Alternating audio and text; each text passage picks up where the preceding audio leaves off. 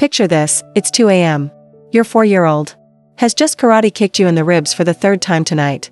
Their tiny limbs sprawl across the bed like a starfish claiming territory, while you cling to the edge of the mattress, questioning every life choice that led to this moment. Meanwhile, your friend in Stockholm casually mentions her toddler has slept alone since birth, and your cousin in Texas insists family beds are sacred until puberty. Who's right? What does science say? And why does everyone from pediatricians to anthropologists have strong opinions about where kids should close their eyes? Buckle up, we're diving into the messy, fascinating world of childhood sleep, armed with global research, cultural contradictions, and real talk truths every exhausted parent needs to hear. Want a happier, healthier family life? Hit subscribe now for science-backed secrets to better love, parenting, and self-care, delivered straight to your heart. Also tell me in comments that from where you are watching my video. Now let's start. Let's start with the American way. In the US, the cry it out method and early independent sleep are practically national pastimes. The American Academy of Pediatrics, AAP, recommends room sharing, but not bed sharing, for the first 6 to 12 months to reduce SIDS risk. Then, the unspoken expectation is a swift transition to solo sleep.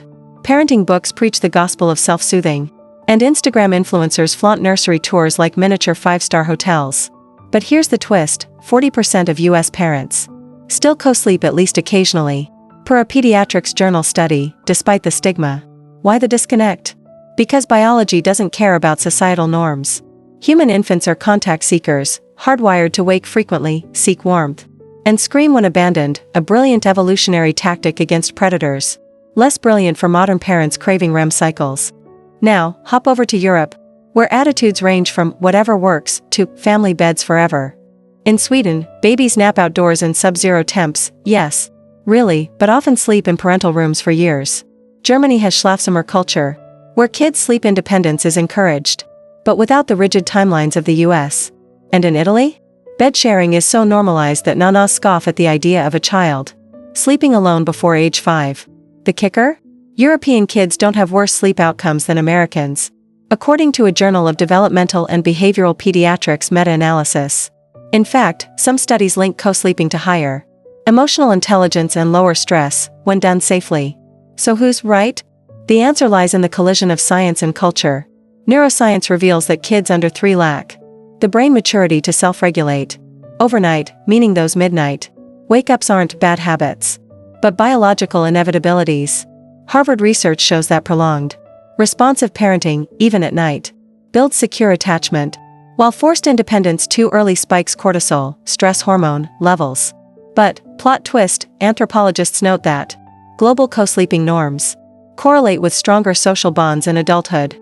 Japan, where family sleep is standard, boasts one of the world's lowest infant mortality rates and high adult empathy scores. Meanwhile, sleep training evangelists argue independence fosters resilience. The truth? There's no universal best, only what aligns with your family's sanity and safety. Now, the million-dollar question, when should kids sleep alone? Science offers guardrails, not deadlines. 0 to 6 months, room sharing reduces SIDS risk by up to 50%, AAP. Bassinets beat adult beds, where suffocation hazards lurk. 6 months, 3 years, transition windows open. Some kids toddle happily to cribs. Others cling like koalas. Follow their lead, research in Infant Mental Health Journal shows gradual transitions at 2 to 3 years cause less stress than abrupt changes. 4+ years, if they're still in your bed, it's time for gentle boundaries, unless it works for you. A Sleep Medicine Reviews study found most kids naturally seek independence by age 5 to 7, especially with positive reinforcement, think big kid bed celebrations. But let's get real, the debate isn't just about kids. It's about parental sleep deprivation, marital strain, and the crushing weight of shoulds. The mom shaming, you'll spoil them. The dad guilt, why won't he man up and sleep alone? The sleep consultants hawking $500 fixes. Here's the radical truth, your kid won't graduate college in your bed. Whether you sleep train at 6 months or snuggle till middle school. What matters is safety, love, and finding what lets your family thrive.